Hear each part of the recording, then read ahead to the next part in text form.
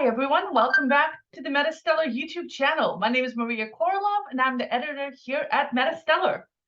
Every Friday, a few of us here at MetaStellar read the top 10 free sci-fi and fantasy books on Amazon. Not the whole book, usually just the first couple chapters to see whether we like it or not and to tell you about it. Today I was joined by reviews editor Amira Lutfi, our news editor Alex KOROLOV, and two of our community members, NC Nabertovsky and Carla Nordlund, who's new with us this week.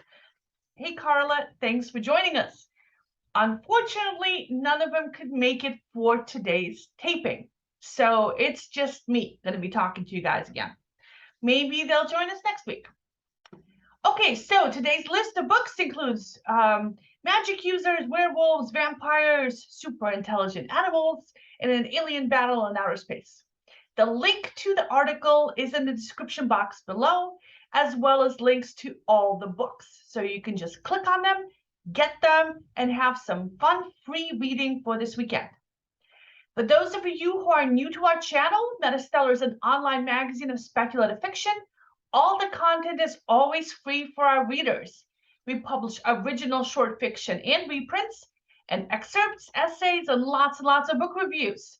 We are able to do this thanks to the generous support of our Patreon contributors. Some of the best short stories from our first year of publication is available in a book. Our anthology is out this summer. It's fresh off the presses. It's available in the electronic and print book form. The links to that are in the description box below as well. And I want to thank our Patreon supporters. We have a couple of new people this week, this month, Avery Parks and James Cato. Both of them are speculative fiction writers. Thank you guys for your support. It means so much to us. And now let's get to the books. Our first book on the list is, you can see the cover right up there, Starfighter Down by M.G. Herron, the first of 3 books in the Relics of the Ancient space opera series. The next book in the series is $4, and the third book is available for pre-order, but it's not coming out until next April. This series is not in Kindle Unlimited, so after the first book, you'll have to pay for them. For those of you who don't know, Kindle Unlimited is a program. It's kind of like Netflix for books. You pay $10 a month and you read all the books you want, as long as those books are in Kindle Unlimited. But last time I checked, most of the bestsellers on the sci-fi list were in Kindle Unlimited. That includes really major books like all the Harry Potter books. So definitely something to check out if you read a lot of books, like I do. So I'm definitely a subscriber. Okay, so Starfighter Down was a book that Alex read, and he says that you like it if you like space operas, stories like Battlestar Galactica. So it starts out with Captain Elliot Nevers, a hotshot pilot who's part of a small flight crew that's about to fight an alien hive mind race called the Krill. So yeah, that sounds a lot like Battlestar Galactica, actually. So this guy is good at flying, but he doesn't quite fit in with his crew because he spends most of his time flying simulations instead of hanging out with folks. Yeah, so he's a flying nerd. Alex says the book starts out a little slowly, but then the alien fighting action gets going around chapter 4, so you don't have to wait too long. He says he plans to stick with the book because the story is interesting and there's plenty of action for those who love outer space, alien fighting, adventure stories kind of books. I like those books too, so I might check that out as well. Next, we have The Mortal Blade by Christopher Mitchell, the first of 14 books in the Magelands Eternal Siege epic fantasy series. The other books are $5 to $6 each, and the last book is only available for pre-order, but will be coming out in November. The entire series is in Kindle Unlimited. It isn't the first time Christopher Mitchell has been on this list. We reviewed a box set of the first 4 books in the 8-book The Magelands Epic fantasy series back in January. So I'm guessing that those are connected epics, but I couldn't tell you for certain. The story, the book was read by Carla Nordlund, which is why I can't tell you for certain. Okay, so the story starts with Ealey, who sneaks into a compound in the city. She's magically impersonating guards and other people as she works her way up to the top level of the house, where a gang boss and his top cronies are hanging out. She's something that's not quite human. She pours some poison brandy and winds up drinking it herself as well. And she heals herself, and criminals die quick and frothing deaths. She steals a whole bunch of golden opium and gets away. So again, she's impersonating people. She gets back to the slums where she lives. She changes back to her normal face, which looks like kind of a middle-aged woman whose faces she's been aging over the last 20 years, and drinks herself into oblivion. Then she self-heals to sober up and meets up with her informant, and the informant asks her to investigate whether something sinister is going on between the gangs. And then Ealey decides to use some of the opium. So Carla says this reminds her of urban high fantasy like The Lies of Locke Lamora.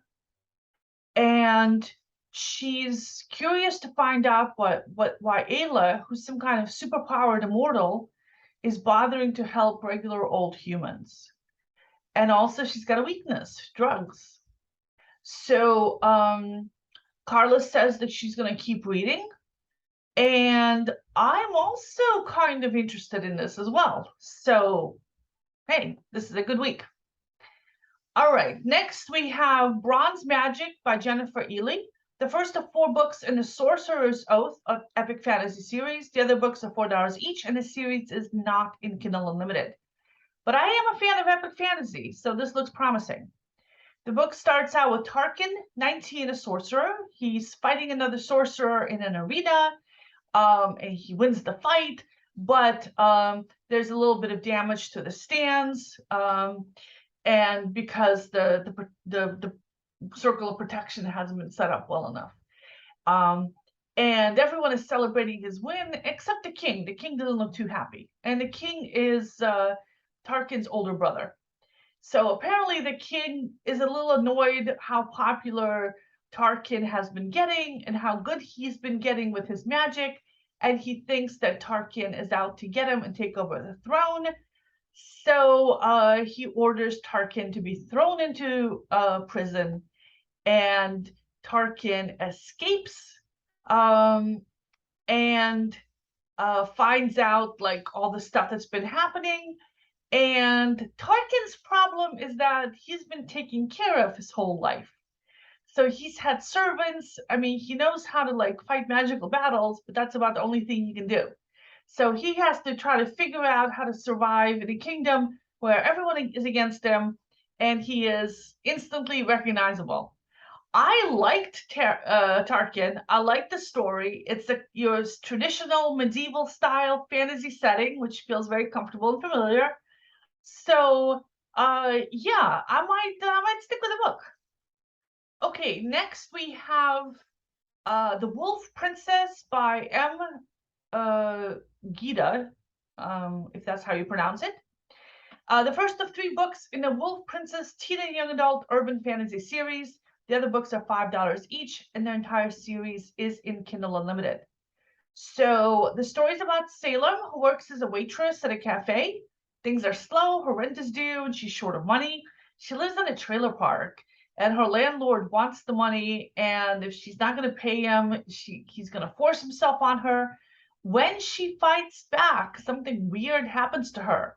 Her eyes change color, her voice gets lower, and she gets weirdly strong. So she freaks out about all this, after she fights off the guy, she calls up her best friend and goes over to her house and kind of like tries to like figure out what's happening. She has no idea. In the morning, she comes back in order to change for work, and there's somebody waiting for her in her trailer. It's a hot guy. And the hot guy, the mysterious stranger, tells her that she is actually the lost wolf princess, and he's been looking for her all along because he's a royal guard from the Wolf Moon Kingdom, and he's going to rescue her. And he's been able to find her because he could smell her because she's a wolf shifter, and she has to come with him right now. And she's like, yeah, right.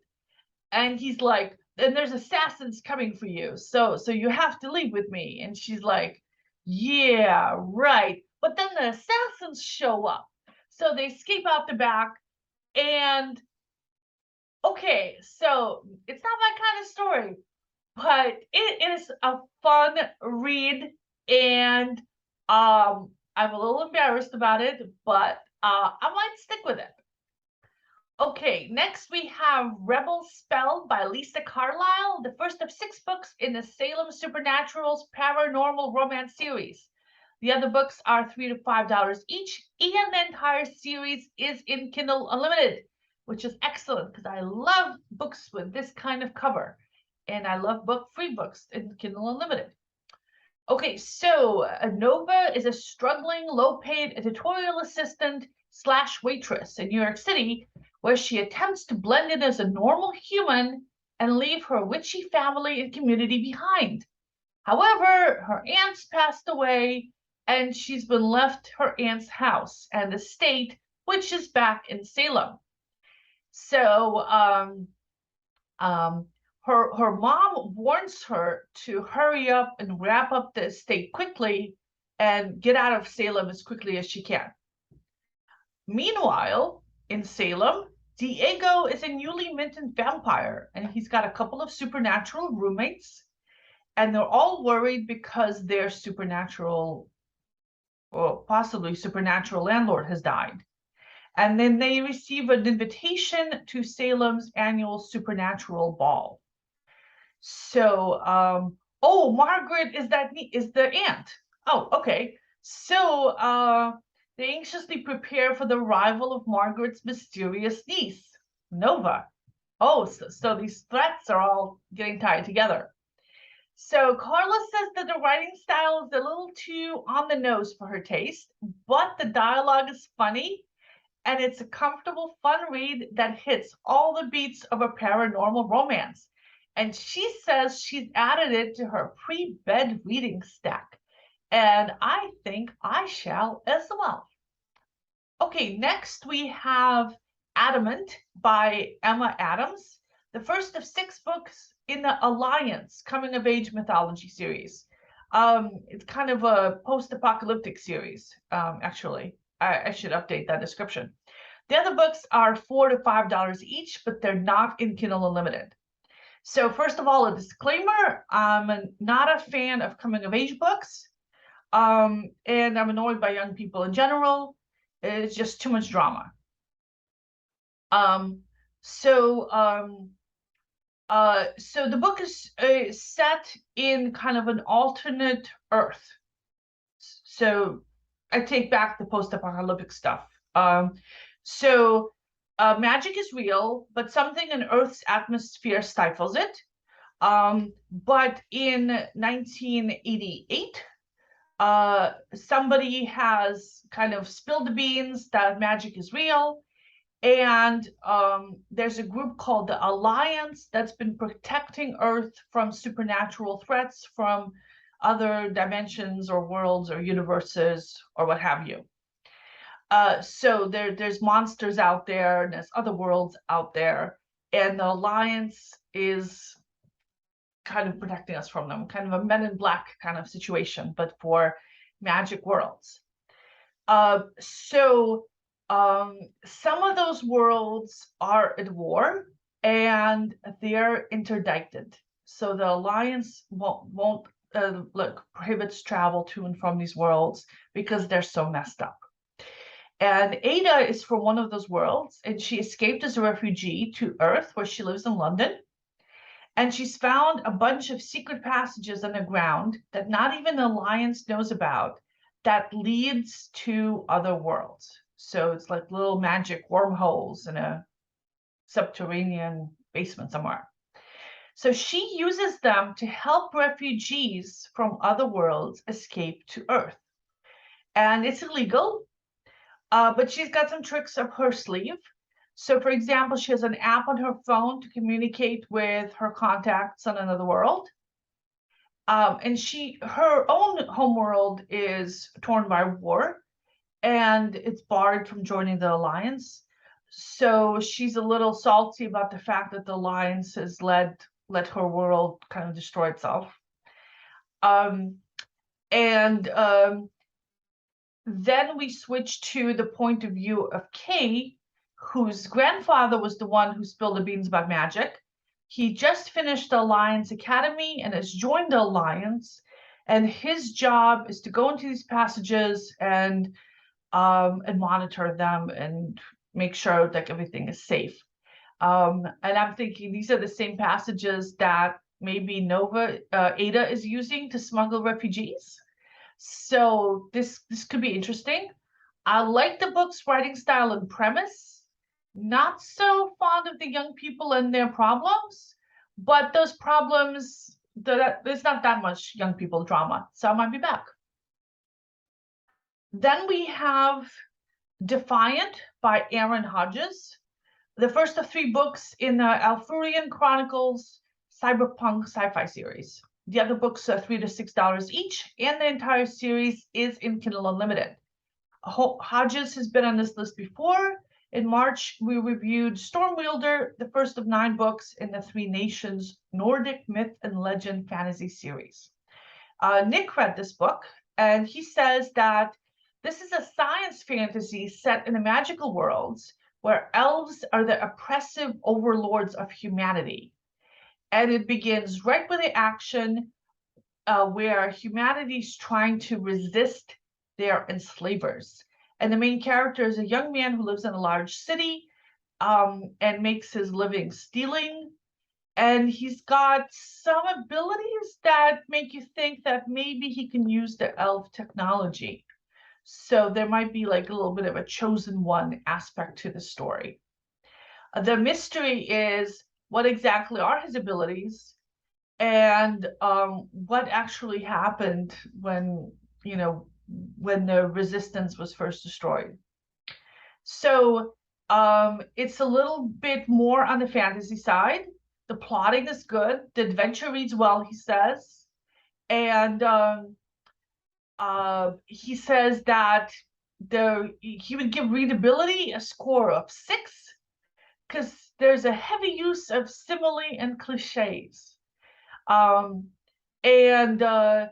There was a little bit of too many flashbacks or too much exposition. But he thinks that the promise is good. And if you can look past the writing style, and if you're a fan of the genre, then you might have some great reading ahead of you. Next, we have Daughter of Time by Sarah Woodbury. And this is a book that's been on this list before. It's the first of 3 books in the After Silmeri series. The other books are $3 each, but they're not in Kindle Unlimited. And the author's also had other books on this list as well. So the book starts with a guide to Welsh pronunciation, then a cast of characters organized by whether they're Welsh, English, or American. And the American is a time traveler named Meg. And this makes Amira Lutfi, who read this, very happy. She's the one who read the book, and I guess she likes time travel romances. So the story is about an American woman who travels back to the 1200s and gets caught in a love triangle between the Prince of Wales and the Prince of England. Because of course you would. So the book starts in the year 2000 when Meg is 20. When her husband's body lay cold on the table in front of her. So they had a daughter, and the husband was physically abusive, and but he was dying of pancreatic cancer, so she came back to him, but now he's dead, and she's kind of relieved. Meanwhile, Meg gets into a horrible car accident, and then back in the 1200s, the Prince of Wales has been expanding his holdings and finds a mysterious moving carriage in the marsh. And he can tell, I mean, we can tell, he can't. We can tell that it's a blue car. And there's a woman in the front seat of the car, and she's out cold, but there's a little daughter in the back seat who is just fine. So the point of view shifts between the man and the woman. And the guy is a powerful, cool guy, and the woman is an average girl, but from the future. So I guess that horrible car accident is the thing that sent her back in time. Okay.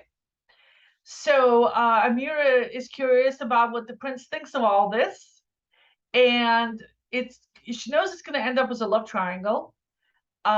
So it's curious how that's going to happen. She says it's a good book, but she's got other things that are on her plate that she has to get to first. Next, we have Clareana, the Human Child by Jonathan Maas, a standalone sci-fi book. But the author has a lot of other books up on Amazon, and they are all in Kindle Unlimited. So if you like his style, there's plenty of reading for you up ahead. So we previously reviewed his sci-fi novella Project Quetzalcoatl back in March. So I read the beginning of this book, and at first I thought it was about artificial intelligence, but I was wrong. It's about augmented intelligence, and the things that are augmented are animals. And the book starts really slowly with a venture capital meeting in the present day, where the inventor of this augmentation technology is pitching it to investors. And all of it is kind of pointless, because the story actually begins 125 years later when all these people are long gone. And none of this information is relevant at all and is also inaccurate. So I recommend just like skipping those first couple of chapters or skimming through them. So the story actually takes place in the future, after all these augmented, super intelligent animals pretty much took over the planet, and humans now live in like protected cities. They're called megastructures. They're giant, self-contained ecosystems in order to survive, because these animals are like crazy smart and out to get us. Yeah, we've learned nothing from Planet of the Apes. So these megastructures aren't doing too well. They keep being attacked. One just collapsed. The communication towers that allow the structures to communicate have been eaten by insects. So the humans in this future are pretty incompetent. I guess as the insects have been getting smarter, the humans have been getting dumber. But the humans do have one smart one, a girl named Clareana, and she's got some weird genetics that give her kind of like superpowers. And she and the protagonist of the story, Jonah, are being sent from one of these superstructures to another to find out what happened to it and why it was destroyed. So they're going to go into the jungle, and they're going to travel to this other city, and they're going to find out what happened. So I don't think I want to stick with it, because I was a little too annoyed about the beginning. But it's an interesting premise, and if you do like this kind of thing, like I told you, you're perfectly safe to skip through the very slow beginning until the story gets going. Okay, and then the last book on today's list is For the Blood by Debbie Cassidy, the first of 4 books in the For the Blood action-adventure series. The other books are $3 to $4 each, and they're all in Kindle Unlimited. So So Alex says that this is kind of a horror story. It's a bit on the gory side, and it's full of creepy werewolf-like monsters.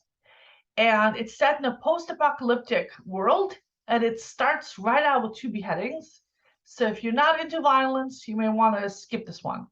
But Alex loved it. The action gets going quickly. The main characters are on a run from some creepy monsters chasing them, and it might be devoured at any second. So he says he's definitely going to finish this one, but if you've got a queasy stomach about gruesome monsters, then you might want to sit it out. All right, and those are today's books. If you plan to read any of these books, or you have read them, or you want to recommend other books to us, let us know in the comments down below. And if you like what we do at MetaStellar, please support us. You can like this video, subscribe to the channel, support us on Patreon, subscribe to our newsletter so you don't miss any of our free stories or the review articles that we post every Friday afternoon. All that stuff, all those links are in the description box below. Thanks, everybody. See you next Friday. Bye-bye.